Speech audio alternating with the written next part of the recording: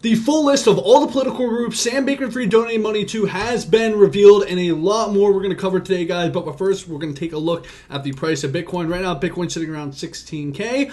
Today, it is Saturday, so it's the weekend. The stock market is closed. So yeah, not too much happening here. First story of the day. Breaking, the Bank of International Settlements finalizes policy to let banks hold 2% of reserves in Bitcoin. I don't think you guys understand quite what this means. The Bank of International Settlements finalizes policy to let banks hold 2% of reserves. Now you're thinking, okay, it's just only 2%. 2% is not that much. Guys, Bitcoin is right now less than $1 trillion asset, which means it's small. Very, very small. Bitcoin is a very, very small asset class. Way smaller than gold. Way smaller than the bond market. It's not even close. Way smaller than real estate. It's not even close. Bitcoin is tiny. And the fact that they're now letting 2% of reserves, this is a huge accomplishment. And you guys got to remember, Bitcoin's only been around since it was created in 2009. And it really started to take off 2011, 2012. Hit the mainstream about 2 years ago, last year. So, you know, at the end of the day, this is a huge W. Next story. Take a look at this. Egg prices are up 192% year to date. And a lot of you guys have been saying, oh, inflation has been coming down. But the reality is just because inflation, the CPI is coming down, at the end of the day, the CPI is a doctrine metric. The price of food has not come down. I don't know if you guys have gone to the grocery store. It literally costs $10 to get 2 items. And the reality is yes, consumer spending is really robust right now. And that's the reason why some economists are saying we're not in a recession. But eventually what's probably going to happen is that consumer spending is going to slow down. And when it slows down, we are going to hit like a legitimate recession. As the Fed continues to raise rates, and as consumers start to stop spending as much, because the thing is consumers are still spending a lot right now. I think in probably 6 to 8 months, consumers are going to start to slow down. And that's when things are probably going to actually start getting really rough. And the reality is the price of food still ain't going down, which is not a good sign at all because, you know, you need food to live. Anyways, next story.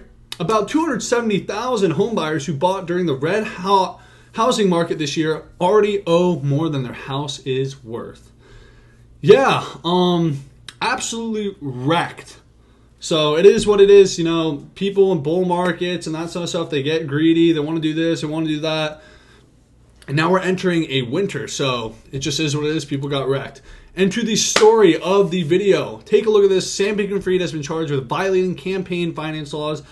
We know that he had given $42 million to Democrats and dark money to Republicans. Now, I feel like it could be more than $42 million because it's the $42 million that we know of. So what's all the stuff we don't know about? I don't know. That's just me and my little conspiracy theory, Duffy. But take a look at this. Shout out Unusual Whales for posting this. They're the one who did all this. They dropped the whole list. So at the top here, let me zoom in for you guys because it's kind of hard to read. Okay, not that too much. But you can see it's kind of hard to read, but it's number 1 is DSCC. So it's the Democratic Senatorial Committee something. But yeah, as you can see, there's a lot of blue and not a lot of red. We're looking at this right here.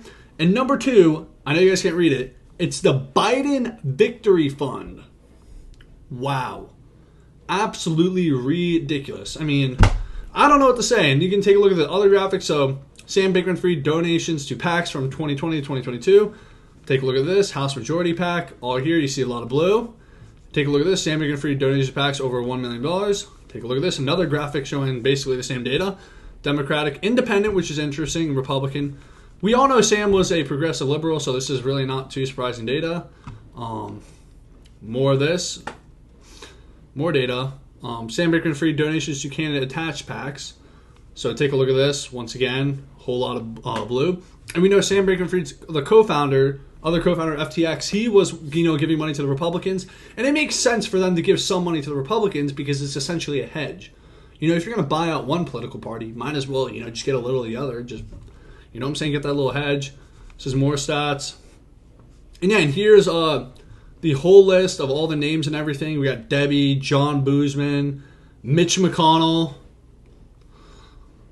Deborah S. Fisher. I'm going to be honest, I don't know a lot of people. I really don't know that many of these people. I don't know, the only one I recognize is Mitch McConnell.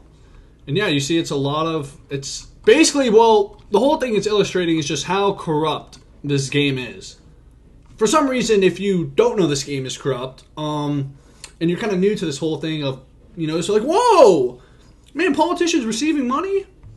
Yeah, the whole game's rigged. But anyways, we're not going to go down that whole thing. Take a look at this. After Unusual Whales released a list of politicians that received money from SBF of FTX, 3 Democratic groups said they'll return $1 million. Only $1 million? That's it? That's it? We know they have more than $1 million. We know they do. So that's, like, come on. And it was the DNC, the Democratic Senatorial Campaign Committee, and Democratic Congressional Campaign Committee.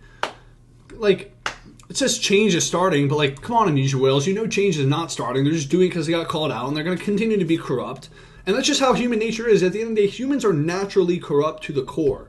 So shit's probably not going to change. I'm going to keep it real. It's always going to be rigged. But yeah, that's all we got for the video. And make sure to follow me on Twitter. I'm dropping a bunch of knowledge, a bunch of good stuff on Twitter, and follow me on the rest of my socials. Thanks for watching, and please subscribe. Please subscribe, like the video. And yeah, thanks for watching.